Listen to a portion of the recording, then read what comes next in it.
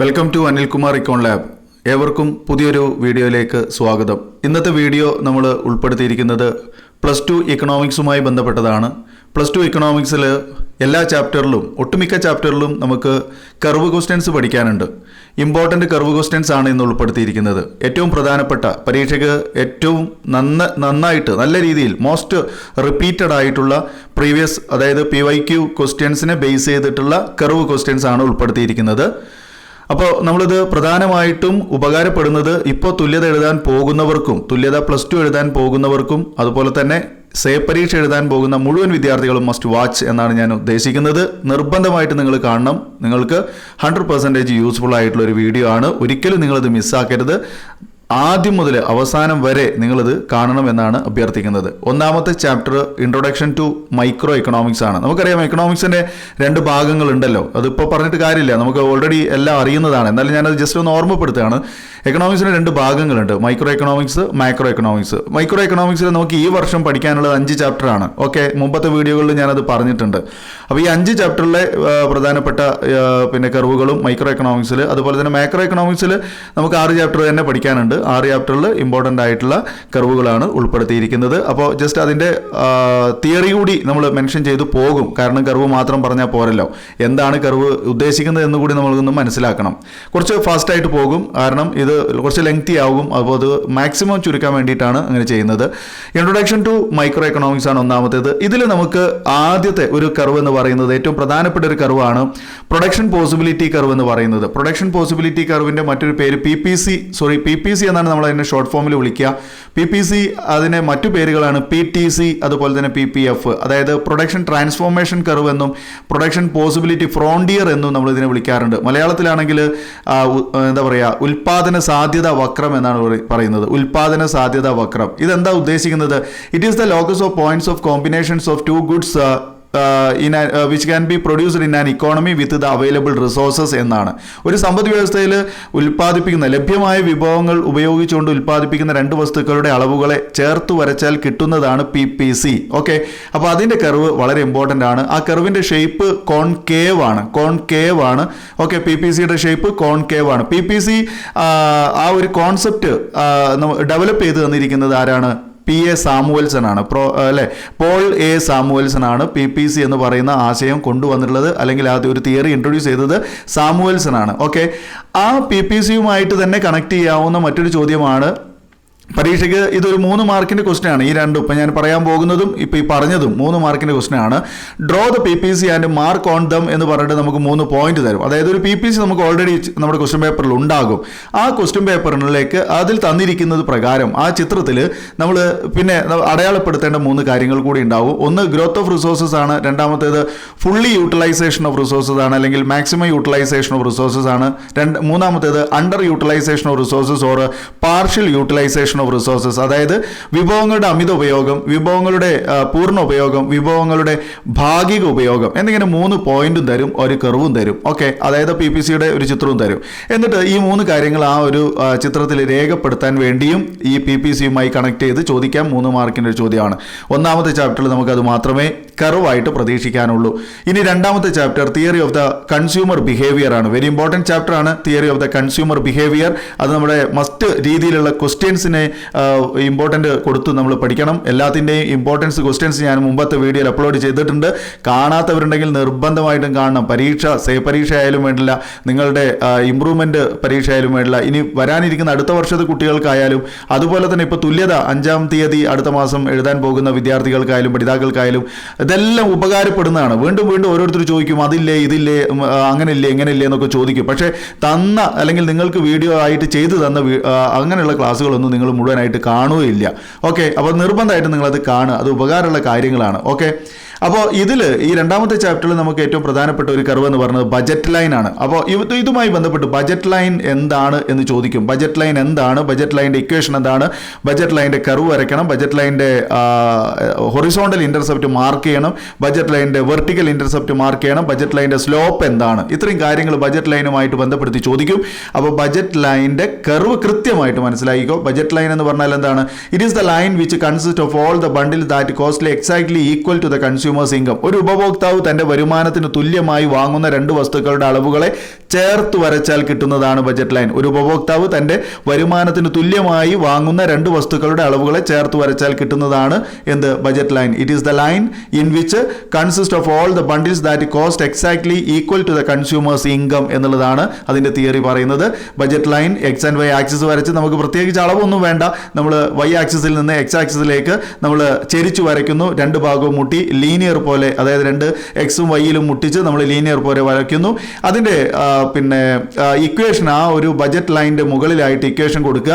P1x1 plus P2x2 equal M എന്ന് എഴുതിയാൽ budget ലൈൻ്റെ equation ആണ്. അതുപോലെ തന്നെ എക്സ് ആക്സിസിൽ ആ ബജറ്റ് ലൈൻ കൂട്ടിമുട്ടിയെടുത്ത് ഇന്റർസെക്ട് ചെയ്തെടുത്ത് എം ഡിവൈഡഡ് ബൈ P1 എന്ന് എഴുതിയാൽ അത് ഹൊറിസോണ്ടൽ ഇന്റർസെപ്റ്റ് ആണ്. അതുപോലെ വൈ ആക്സിസിൽ ആ കർവ്, അതായത് ബജറ്റ് ലൈൻ മുട്ടിയിരിക്കുന്നിടത്ത് ഇന്റർസെക്ട് ചെയ്തിരിക്കുന്നിടത്ത് എം ഡിവൈഡഡ് ബൈ P2 എന്ന് എഴുതിയാൽ അതെന്താണ് വെർട്ടിക്കൽ ഇന്റർസെപ്റ്റ് ആണ്. മാത്രമല്ല അതിന്റെ സ്ലോപ്പ് എന്ന് പറയുന്നത് -P1 ഡിവൈഡഡ് ബൈ P2 എന്നുള്ളതാണ്. ഓക്കെ, അതിൽ രണ്ടാമത്തെ ഒരു കർവ് വരുന്നത് ഇൻഡിഫറൻസ് കർവ് ആണ്. ഇൻഡിഫറൻസ് കർവ് അല്ലെങ്കിൽ IC എന്ന് നമ്മൾ അതിനെ ഷോർട്ട് ഫോമിൽ വിളിക്കും. ഇൻഡിഫറൻസ് കർവ്, ഇൻഡിഫറൻസ് കർവിന്റെ പ്രത്യേകതകൾ ചോദിക്കാറുണ്ട്. ഇൻഡിഫറൻസ് കർവിന്റെ ഷേപ്പ് ചോദിക്കാറുണ്ട്. ഇൻഡിഫറൻസ് കർവിന്റെ ഷേപ്പ് എന്താണ്? ഇൻഡിഫറൻസ് കർവിന്റെ ഷേപ്പ് കോൺവെക്സ് ആണ്. ഓക്കെ, നമ്മുടെ PPC എന്തായിരുന്നു നമ്മൾ പറഞ്ഞത്? അത് കോൺകേവ് ആണ്. ഓക്കെ, PPC കോൺകേവ് ആണ്. അതുപോലെ തന്നെ ഇൻഡിഫറൻസ് കർവ് അല്ലെങ്കിൽ IC ഏതാകൃതിയാണ്? കോൺവെക്സ് ആണ്, അകത്തേക്ക് വളഞ്ഞതാണ്. ഓക്കെ, അതുപോലെ നമ്മൾ ഈ ഇൻഡിഫറൻസുമായി ബന്ധപ്പെടുത്തിയിട്ട് പഠിക്കാനുള്ള മറ്റൊന്നാണ് ഇൻഡിഫറൻസ് മാപ്പ്. ഇൻഡിഫറൻസ് മാപ്പ് എന്ന് പറഞ്ഞാൽ എന്താണ്? It is the group of IC എന്നാണ്. അതായത് ICകളുടെ ഒരു ഗ്രൂപ്പിനെയാണ് നമ്മൾ എന്ത് പറയുന്നത്? ഇൻഡിഫറൻസ് മാപ്പ് എന്ന് പറയുന്നത്. IC എന്തായിരുന്നു? IC എന്ന് പറയുന്നത് it is the locus of points of combinations of two goods which give the same level of satisfaction. ഒരു ഉപഭോക്താവിന് രണ്ട് വസ്തുക്കൾ വാങ്ങുമ്പോൾ ആ രണ്ട് വസ്തുക്കളിൽ നിന്നും തുല്യ സംതൃപ്തിയാണ് ലഭിക്കുന്നത് എന്ന് കാണിക്കുന്ന കർവാണ് ഏത്? Indifference curve. ഒരു ഉപഭോക്താവ് രണ്ട് സാധനങ്ങളാണ് വാങ്ങുന്നത്. അപ്പോൾ രണ്ട് സാധനങ്ങൾ വാങ്ങുമ്പോൾ രണ്ടിൽ നിന്നും അദ്ദേഹത്തിന് കിട്ടുന്ന, ആ കൺസ്യൂമർക്ക് കിട്ടുന്ന സാറ്റിസ്ഫാക്ഷൻ എന്തായിരിക്കും? സെയിം ആയിരിക്കും, ഈക്വൽ ആയിരിക്കും എന്നുള്ളതിനെ കാണിക്കുന്നതാണ് ഏത്? ഇൻഡിഫറൻസ് കർവ് എന്ന് പറയുന്നത്. It is the locus of points of combinations of two goods which give the same level of satisfaction of the consumer or the customer എന്നുള്ളതാണ് ഉദ്ദേശിക്കുന്നത്. അപ്പോൾ ആ ഒരു ICകളുടെ കൂട്ടത്തെ അതിനെയാണ് നമ്മൾ എന്ത് വിളിക്കുക? അതിനെയാണ് നമ്മൾ ഇൻഡിഫറൻസ് മാപ്പ് എന്ന് വിളിക്കുന്നത്. അതായത് ഒരു എക്സ് ആൻഡ് വൈ ആക്സിസ് വരച്ചിട്ട് നമ്മൾ ഒന്നിലധികം, അതായത് ഒരു 3-4 നമ്മൾ കർവുകൾ അങ്ങനെ മേലേക്ക് കട്ടിയായിട്ട് വരച്ചു വെച്ച് കഴിഞ്ഞാൽ അതെന്താണ്? ഇൻഡിഫറൻസ് മാപ്പ് ആയിട്ട് നമുക്ക് കിട്ടുന്നതാണ്. മറ്റൊരു ചോദ്യമാണ് ഇതേ ചാപ്റ്ററിൽ നിന്ന് തന്നെ കർവ് ചോദ്യമാണ് കൺസ്യൂമേഴ്സ് ഇക്വിലിബ്രിയം. കൺസ്യൂമേഴ്സ് ഇക്വിലിബ്രിയത്തിന്റെ മറ്റൊരു പേരെന്താണ്? കൺസ്യൂമേഴ്സ് ഇക്വിലിബ്രിയത്തിന്റെ മറ്റൊരു പേര് നമ്മൾ എന്താ പറയുക? കൺസ്യൂമേഴ്സിന്റെ എന്താണ്? അനുകൂലതമ സിദ്ധാന്തം എന്ന് പറയുന്നുണ്ട്. ഓക്കെ, ഉപഭോക്താവിന്റെ അനുകൂലതമ സിദ്ധാന്തം എന്ന് പറഞ്ഞാൽ കൺസ്യൂമേഴ്സ് ഇക്വിലിബ്രിയം കൺസ്യൂമർക്ക് മാക്സിമം സാറ്റിസ്ഫാക്ഷൻ കിട്ടുന്ന ഒരു അവസ്ഥയാണ്. ഓക്കെ, അതായത് it is the optimum point of consumer, അതായത് ഒപ്റ്റിമം ലെവൽ ഓഫ് കൺസ്യൂമർ. അങ്ങനെ ഈ ചോദ്യം വരാറുണ്ട്. കൺസ്യൂമേഴ്സ് ഇക്വിലിബ്രിയം എന്നുള്ളതിന് പകരം optimum level of a consumer അല്ലെങ്കിൽ optimum satisfaction of a consumer എന്നും ചോദിക്കാറുണ്ട്. ഇവിടെ ഒപ്റ്റിമം എന്ന് പറഞ്ഞാൽ മാക്സിമം എന്നാണ് അർത്ഥം. It is the optimum point. That means consumers equilibrium is the optimum point when the slope of the budget line and the slope of the IC become equal. The consumers get equilibrium എന്നുള്ളതാണ്. Consumer എപ്പോഴാണ് ഇക്വിലിബ്രിയത്തിൽ എത്തുക? Consumers ഇക്വിലിബ്രിയത്തിൽ എത്തുന്ന രണ്ട് കാരണങ്ങളാലാണ്, അല്ലെങ്കിൽ രണ്ട് കാര്യങ്ങൾ equal ആകുമ്പോഴാണ്. ഏതാ? when the slope of the budget line and the slope of the IC എന്ന് പറഞ്ഞാൽ ഒരു എക്സ് ആൻഡ് വൈ ആക്സിസ് വരച്ചിട്ട് നമ്മൾ ഓൾറെഡി എന്ത് കണ്ടു? ഒരു ബജറ്റ് ലൈൻ വരയ്ക്കാൻ കണ്ടു. എന്നിട്ട് പിന്നീട് നമ്മൾ എന്ത് കണ്ടു? ഒരു IC കർവ് കണ്ടു. അപ്പോൾ ഈ ബജറ്റ് ലൈനും IC കർവും മുട്ടിച്ചു വന്നാൽ, അതായത് ഒരു എക്സ് ആൻഡ് വൈ ആക്സിസിൽ ഒരു ബജറ്റ് ലൈൻ വരയ്ക്കുന്നു. ആ ബജറ്റ് ലൈനിന്റെ മുകളിലായിട്ട് ടച്ച് ചെയ്ത് നമ്മൾ ഒരു IC കർവ് വരയ്ക്കുന്നു. പിന്നെ അതിന് മുകളിലും താഴെയായിട്ട് വേറെ രണ്ട് IC കർവുകൾ കൂടി വരയ്ക്കുന്നു. അങ്ങനെ വരച്ചു കഴിഞ്ഞാൽ ആ ചിത്രം എന്തിനെ കാണിക്കുന്നതാണ്? അതാണ് കൺസ്യൂമേഴ്സ് ഇക്വിലിബ്രിയം അഥവാ ഉപഭോക്താവിന്റെ അനുകൂലതമ എന്ന് പറയുന്നത്, അല്ലെങ്കിൽ optimum choice of a consumer എന്ന് പറയുന്നത്, optimum satisfaction or optimum choice of a consumer എന്ന് പറയുന്നത്. ഓക്കെ, അപ്പോൾ എല്ലാത്തിനെയും കർവ് നമ്മളിവിടെ കൊടുക്കുന്നുണ്ട്. അത് കൃത്യമായിട്ട് കണ്ട് നിങ്ങൾ പഠിക്കുക. പിന്നെ മറ്റൊരു ഭാഗം ഈ ചാപ്റ്ററിൽ തന്നെ നമ്മൾക്ക് ഈ ചേഞ്ചസ് ഇൻ ഡിമാൻഡ് എന്ന് പറഞ്ഞിട്ടൊരു ഭാഗം വരാറുണ്ട്. ചേഞ്ചസ് ഇൻ ഡിമാൻഡ് നമുക്കറിയാം, it can be divided into moving movement along the demand curve. Then രണ്ടാമത്തേത് shift of the demand curve ആണ്. അതായത് movement along the demand curve എന്ന് പറഞ്ഞാൽ ഡിമാൻഡ് കർവിലൂടെയുള്ള ഒരു ചേഞ്ചസ് ഉണ്ട്, അതുപോലെ തന്നെ ഡിമാൻഡ് കർവിന്റെ മാറ്റമുണ്ട്. മൂവ്മെന്റ് അലോങ് ദ ഡിമാൻഡ് കർവിനെ നമ്മൾ വീണ്ടും രണ്ടായിട്ട് തരംതിരിക്കുന്നുണ്ട്. Expansion demand and contraction demand ആണ്. അതായത് ചോദനത്തിന്റെ വികാസം, ചോദനത്തിന്റെ സങ്കോചം. അപ്പോൾ അതുമായി ബന്ധപ്പെട്ട കർവുകൾ, അതായത് മൊത്തത്തിലാണ് ചോദിക്കുക, ചേഞ്ചസ് ഇൻ ഡിമാൻഡ് എന്നാണ് ചോദിക്കുക. ചേഞ്ചസ് ഇൻ ഡിമാൻഡ് അങ്ങനെ ചോദിക്കാം, അല്ലെങ്കിൽ എക്സ്പാൻഷൻ ഡിമാൻഡും കോൺട്രാക്ഷൻ ഡിമാൻഡും അതിൻ്റെ കർവ് സഹിതം വിവരിക്കാൻ വേണ്ടി ചോദിക്കാം. ഓക്കെ, അതുപോലെ തന്നെ അതിൽ രണ്ടാമത്തെ ഷിഫ്റ്റ് ഓഫ് ദ ഡിമാൻഡ് കർവിൽ രണ്ട് രീതിയിൽ തന്നെ shift of the demand curve അല്ലെങ്കിൽ ഡിമാൻഡ് കർവ് ഷിഫ്റ്റ് ചെയ്യപ്പെടുന്നുണ്ട്. ഒന്ന് ഇൻക്രീസ് ഇൻ ഡിമാൻഡ് ആണ്, രണ്ടാമത്തെ ഡിക്രീസ് ഇൻ ഡിമാൻഡ് ആണ്. അതിൻ്റെ രണ്ടിൻ്റെയും കർവുകൾ കൂടി മനസ്സിലാക്കുക.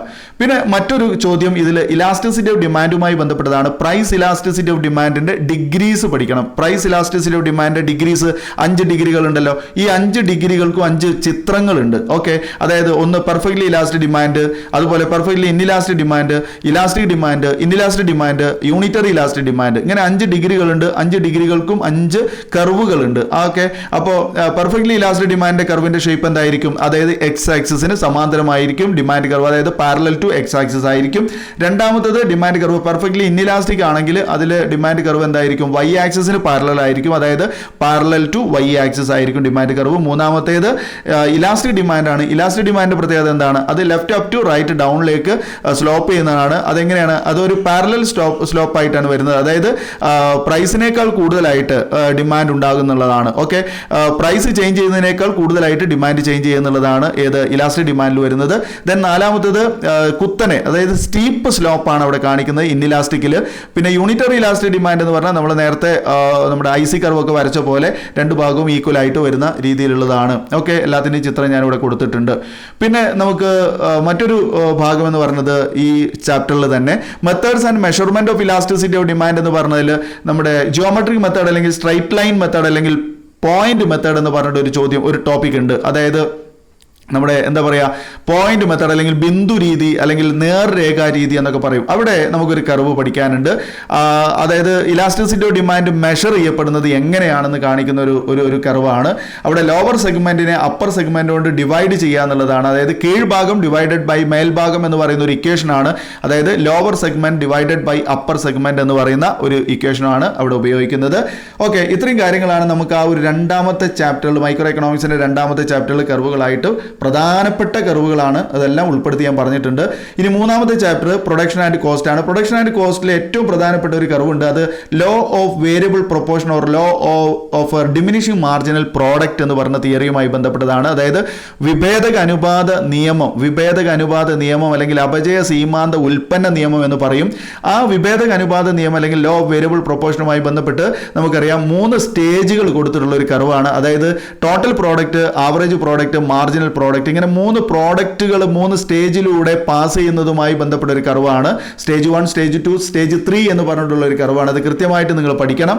അത് ഇമ്പോർട്ടൻ്റ് ആണ്. 5 മാർക്കിന്റെ വെരി വെരി ഇമ്പോർട്ടൻറ്റ് ക്വസ്റ്റൻ ആണ്. അതുപോലെ മറ്റൊന്ന് നമുക്കറിയാം, ഈ relation between TFC, TVC and TC അല്ലെങ്കിൽ അതിൻ്റെ TFCയുടെയും TVCയുടെയും TCയുടെയും ഷേപ്പ് ചോദിക്കാറുണ്ട്. അതും ഒരു കർവായിട്ട് തന്നെ ചോദിക്കുന്നത്. TFC കർവ് നമുക്കറിയാം എക്സ് ആക്സിസിന് പാരലൽ ആണ്. അതായത് സ്ട്രൈറ്റ് ലൈൻ ആയിട്ട് നമുക്ക് തിരശ്ചീനമായിട്ട് പോകുന്നതാണ് TFC കർവ്. നേരെ മറിച്ച് TVCയും അതുപോലെ തന്നെ TC കർവ് എന്താണ്? അത് തല തിരിഞ്ഞ എസ് ആകൃതിയാണ്. That means inverted S shape എന്നാണ് അതിന് പറയുന്നത്. ഓക്കെ, അതുപോലെ ഈ ചാപ്റ്ററിൽ മറ്റൊരു ചോദ്യമാണ് SACയും SMCയും തമ്മിലുള്ള relationship between SAC and SMC അല്ലെങ്കിൽ AC ആൻഡ് MC എന്താണെന്ന് അതിൻ്റെ ഒരു ചിത്ര സഹിതം വിവരിക്കാൻ വേണ്ടി ചോദിക്കാറുണ്ട്. അവിടെയും കർവ് വരുന്നുണ്ട്. അതായത് SAC കർവും SMC കർവും യു ഷേപ്പ്ഡ് ആണ്. രണ്ടും കണക്ട് ചെയ്തുകൊണ്ടുള്ള ഒരു റിലേഷൻഷിപ്പ് എക്സ്പ്ലെയിൻ ചെയ്യാനുള്ളതാണത്. അതും കൃത്യമായിട്ട് നോക്കിപ്പോണം. അത് നമുക്ക് പരീക്ഷയ്ക്ക് ഒരു 4 മാർക്ക് വരെ ചോദിക്കുന്ന ഒരു ചോദ്യമാണ്. ഓക്കെ, ഇനി നാലാമത്തെ ചാപ്റ്റർ വെരി ഇമ്പോർട്ടൻറ്റ് ചാപ്റ്റർ ആണ്. Theory of the firm under perfect competition ആണ്. Theory of the firm under perfect കോമ്പറ്റീഷനിൽ നമുക്ക് അവിടെ പഠിക്കാനുള്ളത് profit maximisation under perfect competition എന്താണെന്നുള്ളതാണ്. പ്രോഫിറ്റ് മാക്സിമൈസേഷൻ അണ്ടർ പെർഫെക്റ്റ് കോമ്പറ്റീഷന്റെ കണ്ടീഷൻസ് എന്താണെന്ന് ചോദിക്കും. അതോടൊപ്പം തന്നെ അതിന് ചിത്രം വരച്ചിട്ട് അത് വിവരിക്കാനാണ് പറയുന്നത്. Profit maximisation under perfect competition, അതായത് പരിപൂർണ്ണ മത്സര കമ്പോളത്തിൽ ഒരു സ്ഥാപനം എങ്ങനെയാണ് ലാഭം പരമാവധിയാക്കുന്നത് എന്നതിനെ പറ്റിയിട്ടുള്ളതാണ്. അപ്പോൾ അതിൻ്റെ ചിത്രവും നിങ്ങൾ കൃത്യമായിട്ട് പഠിക്കണം. ചിത്രമില്ലാതെ നിങ്ങൾക്കത് ഒരിക്കലും സാധ്യമല്ല എന്നുള്ളത് ഓർമ്മയിൽ വെക്കുക. ദെൻ 5ാമത്തെ ചാപ്റ്റർ ആണ് മാർക്കറ്റ് ഇക്വിലിബ്രിയം. മാർക്കറ്റ് ഇക്വിലിബ്രിയത്തിൽ നമുക്ക് പ്രധാനമായിട്ടും മൂന്ന് കർവുകളാണുള്ളത്. മാർക്കറ്റ് ഇക്വിലിബ്രിയത്തിൻ്റെതായിട്ടുള്ള, അതായത് എക്സസ് ഡിമാൻഡും എക്സസ് സപ്ലൈയും കാണിക്കുന്ന ഒരു കർവുണ്ട്. അത് അത്രയ്ക്ക് അങ്ങോട്ട് വലിയ കാര്യത്തിൽ നിങ്ങൾ എടുക്കേണ്ടതില്ല. മാർക്കറ്റ് ഇക്വിലിബ്രിയം പിന്നെ എക്സസ് ഡിമാൻഡ് എക്സസ് സപ്ലൈ കാണിക്കുന്ന ഒരു ഭാഗമുണ്ട്. അതുപോലെ തന്നെ മറ്റൊന്ന് ഏറ്റവും പ്രധാനപ്പെട്ടതാണ് പ്രൈസ് സീലിംഗ്, അതുപോലെ തന്നെ ഫ്ലോർ പ്രൈസ്. പ്രൈസ് സീലിംഗ് എന്താണ്? പ്രൈസ് സീലിംഗ് എന്ന് പറഞ്ഞാൽ നമുക്കറിയാം വില പരിധിയാണ്. വില പരിധി എന്നുള്ളതാണ് പ്രൈസ് സീലിംഗ്. അതിൻ്റെ കർവ് സഹിതം അത് വിവരിക്കാൻ വേണ്ടി പറയും. വെരി വെരി ഇമ്പോർട്ടൻ്റ് ആണ്. അതേപോലെ ഇമ്പോർട്ടൻ്റ് ആണ് പ്രൈസ് ഫ്ലോർ അല്ലെങ്കിൽ ഫ്ലോർ പ്രൈസ് എന്ന് പറയുന്നത്, തറവില എന്ന് പറയുന്നത് അല്ലെങ്കിൽ സപ്പോർട്ട് പ്രൈസ് എന്ന് പറയും. അതും എന്താണ്? കർവ് സഹിതം വിവരിക്കാനുള്ളതാണ്. ഓക്കെ, മറക്കരുത്. ഞാനതിൻ്റെ തിയറി പറഞ്ഞിട്ടില്ല. അത് 4 മാർക്ക് അല്ലെങ്കിൽ 3 മാർക്കിനൊക്കെ ചോദിക്കുന്ന വെരി ഇമ്പോർട്ടൻറ്റ് ക്വസ്റ്റൻ ആണ്. 2 എണ്ണം എന്തായാലും പഠിക്കണം. പ്രൈസ് സീലിംഗും അതുപോലെ തന്നെ പ്രൈസ് ഫ്ലോർ അല്ലെങ്കിൽ ഫ്ലോർ പ്രൈസും. പിന്നെ ഇതിൽ 6ാമത്തെ ചാപ്റ്റർ നോൺ കോമ്പറ്റീറ്റീവ് മാർക്കറ്റ് ആണ്. അത് നമുക്ക് വിടാം, നമുക്കത് ആവശ്യമില്ലാത്തതാണ്. ഇനി നേരെ നമ്മൾ പിന്നെ മാക്രോ എക്കണോമിക്സിലേക്ക് പോകുമ്പോൾ 1ാമത്തെ ചാപ്റ്റർ ഇൻട്രൊഡക്ഷൻ ടു മാക്രോ എക്കണോമിക്സിൽ നമുക്ക് പ്രത്യേകിച്ച് അവിടെ കർവുകളൊന്നും ഇല്ല. 2ാമത്തെ ചാപ്റ്റർ ആണെങ്കിൽ നാഷണൽ ഇൻകം അക്കൗണ്ടിംഗ് ആണ്. നാഷണൽ ഇൻകം അക്കൗണ്ടിങ്ങിൽ നമുക്കൊരു 3 മാർക്ക് 4 മാർക്ക് മിനിമം ഉണ്ടാക്കാൻ പറ്റുന്ന ഒരു കർവുണ്ട്. Circular flow of income in a 2 sector model എന്നുള്ളതാണ്, അല്ലെങ്കിൽ ക്ലോസ്ഡ് എക്കോണമി എന്നുള്ളതാണ്. അപ്പോൾ ഒരു ക്ലോസ്ഡ് എക്കോണമിയിൽ, അടഞ്ഞ സമ്പദ് വ്യവസ്ഥയിൽ അല്ലെങ്കിൽ ഒരു ദ്വിമേഖലാ സമ്പദ് വ്യവസ്ഥയിൽ എങ്ങനെയാണ് വരുമാനത്തിന്റെ ചാക്രിക പ്രവാഹം നടക്കുന്നത് എന്ന് പറഞ്ഞിട്ട് ഒരു ചോദ്യം വരും. അത് ചിത്രം ചിലപ്പം തന്നേക്കാം. ചിത്രം തന്നിട്ട് നമ്മൾ അതിൽ ഭാഗങ്ങൾ അടയാളപ്പെടുത്താൻ, ഫ്ലോ രേഖപ്പെടുത്താൻ പറയുകയാണെങ്കിൽ അത് 3 മാർക്കിന്റെയും നേരെ മറിച്ച് അതേപോലെ തന്നെ അത് പിന്നെ വിവരിക്കാനും കൂടെ പറയുകയാണ്. അതായത് അതിന്റെ 2 ഫ്ലോസ്, മണി ഫ്ലോയും റിയൽ ഫ്ലോയും വിവരിക്കാനും കൂടെ പറയുകയാണെന്നുണ്ടെങ്കിൽ അത് 4 മാർക്കിലേക്കാണ് പോവുക. എന്തായാലും പഠിക്കണം, ഒരു കാരണവശാലും നിങ്ങൾ അത് ഒഴിവാക്കരുത്. അതുപോലെ തന്നെ പിന്നെ നമുക്ക് കർവ് വരുന്നത് 4ാമത്തെ ചാപ്റ്ററിലാണ്. ഇൻകം ഡിറ്റർമിനേഷൻ എന്ന് പറയുന്ന ചാപ്റ്ററിലാണ്. ഇൻകം ഡിറ്റർമിനേഷനിൽ നമുക്ക് aggregate demand, aggregate supply, aggregate demand കർവാണ് ഏറ്റവും ഇമ്പോർട്ടൻ്റ് ആയിട്ടുള്ളത്. അഗ്രിഗേറ്റ് ഡിമാൻഡ് കർവ് എങ്ങനെയെന്നുള്ളത് നമുക്ക് ചോദിക്കും. Aggregate demand X and Y axis വരച്ചിട്ട് വൈ ആക്സിസിൽ ടച്ച് ചെയ്ത് റൈറ്റ് അപ്പിലേക്ക് നമ്മൾ മുകളിലേക്ക് ഉയർത്തി വരക്കുന്നതാണ് അഗ്രിഗേറ്റ് ഡിമാൻഡ് കർവ്. അഗ്രിഗേറ്റ് ഡിമാൻഡിന്റെ 2 ഘടകങ്ങൾ ഏതൊക്കെയാണെന്ന് ചോദിക്കും. ഒന്ന് കൺസംഷൻ ആണ്, രണ്ടാമത്തത് ഇൻവെസ്റ്റ്മെന്റ് ആണ്. അതായത് AD+I എന്ന് നമ്മൾ പഠിച്ചിട്ടുണ്ട്. അത് ഞാൻ മുമ്പത്തെ ക്ലാസ്സിലും ഒരുപാട് വിവരിച്ചിട്ടുണ്ട്. അപ്പോൾ അഗ്രിഗേറ്റ് ഡിമാൻഡ് കർവ് പഠിക്കുക. അതുപോലെ തന്നെ ചോദിക്കുന്ന മറ്റൊന്നാണ് determination of equilibrium income and output in a closed economy അല്ലെങ്കിൽ 2 സെക്ടർ എക്കോണമി. ഇത് ചോദിക്കുമ്പോഴും അതുപോലെ തന്നെ നേരത്തെ സർക്കുലർ ഫ്ലോ ഓഫ് ഇൻകം ചോദിക്കുമ്പോഴും രണ്ടും കൂടെ മാറരുത്. കഴിഞ്ഞ വർഷമല്ല, അതിന് മുന്നത്തെ വർഷത്തിൽ കുട്ടികൾക്ക് അപകടം സംഭവിച്ചിട്ടുണ്ട് ഇതുമാതിരി. അതായത് ഇത് ചോദിച്ചിട്ട് അത് എഴുതിയിട്ടുണ്ട്, അത് ചോദിച്ചിട്ട് ഇതും എഴുതിയിട്ടുണ്ട്. അപ്പോൾ അങ്ങോട്ടും ഇങ്ങോട്ടും മാറണ്ട.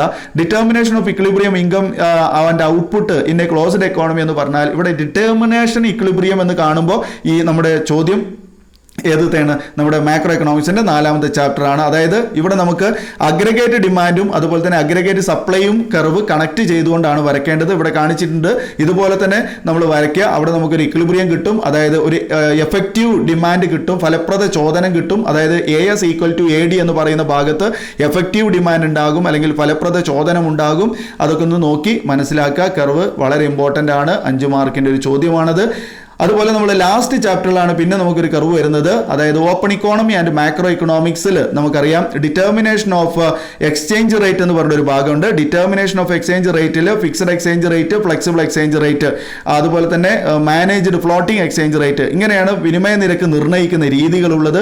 അത് എന്തായാലും ചോദിക്കുന്നതാണ്. 5 മാർക്കിന്റെ വെരി ഇമ്പോർട്ടൻ്റ് ആണ്. ഇനി അതല്ലെങ്കിൽ ഏതെങ്കിലും ഒരു ചോദ്യത്തോടൊപ്പം എസ് എ ചോദ്യം ചോദിക്കുകയാണെങ്കിൽ ആ ചോദ്യത്തിലേക്ക് ഇത് കണക്ട് ചെയ്തുകൊണ്ട് ചോദിക്കാം. AB ക്വസ്റ്റ്യൻ ആയിട്ടൊക്കെ ചോദിക്കാം. അതായത് എക്സ്ചേഞ്ച് റേറ്റ് എന്താണ് എന്ന് A ക്വസ്റ്റ്യൻ ഇട്ടിട്ട് അതുപോലെ തന്നെ ഡിറ്റർമിനേഷൻ ഓഫ് എക്സ്ചേഞ്ച് റേറ്റ് എന്താണെന്ന് വേറെ B ക്വസ്റ്റ്യൻ ഇട്ടൊക്കെ ചോദിക്കാം. SAയിലൊക്കെ ചോദിക്കാം. ഓക്കെ, ഇനി അങ്ങനെ ചോദിച്ചില്ലെങ്കിൽ 5 മാർക്കിന് ഇമ്പോർട്ടൻ്റ് ആയിട്ട് വരുന്ന ഒരു ചോദ്യമാണ്. എന്തായാലും ഇവിടെ ഫ്ലെക്സിബിൾ എക്സ്ചേഞ്ച് റേറ്റിലും അതുപോലെ തന്നെ ഫിക്സഡ് എക്സ്ചേഞ്ച് റേറ്റിലും നമുക്ക് ചിത്രങ്ങൾ പഠിക്കാനുണ്ട്. ചിത്രസഹിതമാണ് വിവരിക്കാനുള്ളത്. ഇനി അങ്ങനെ ഒന്നും ചോദിച്ചില്ലെങ്കിൽ ഫ്ലെക്സിബിൾ മാത്രമായിട്ട് ചിത്രസഹിതം വിവരിക്കാൻ വേണ്ടി പരീക്ഷയ്ക്ക് ചോദിക്കും. വെരി ഇമ്പോർട്ടൻ്റ് ആണ്. ഓക്കെ, 4 മാർക്ക് വരെ ചോദിക്കാവുന്നതാണ്.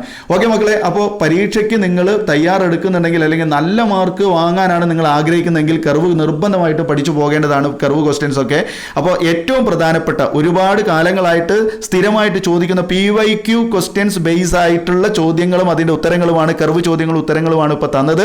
ഇത് നിങ്ങൾക്ക് 100% ഉപകാരപ്പെടും. ഒരു കാരണവശാലും നിങ്ങളിത് മിസ് ചെയ്യരുത്. മാക്സിമം നിങ്ങളുടെ സുഹൃത്തുക്കളിലേക്കൊക്കെ ഒന്ന് ഷെയർ ചെയ്യുക. എല്ലാവരും ജയിക്കട്ടെ എന്ന് ആഗ്രഹിക്കുന്നവരാണെങ്കിൽ നിങ്ങളുടെ എല്ലാ കൂട്ടുകാരിലേക്കും ഷെയർ ചെയ്യുക. അതുപോലെ തന്നെ വീഡിയോ എത്ര എഫേർട്ട് എടുത്ത് ചെയ്തതാണ്, അതുകൊണ്ട് തന്നെ എല്ലാ മക്കളും കാണുന്ന എല്ലാവരും ലൈക്ക് ചെയ്യണമെന്ന് അഭ്യർത്ഥിക്കുകയാണ്.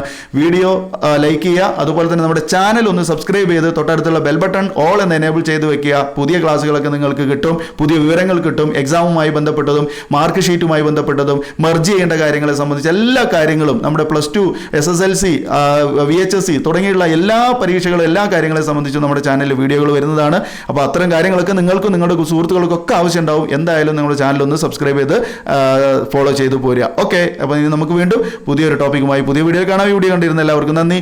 Thanks for watching.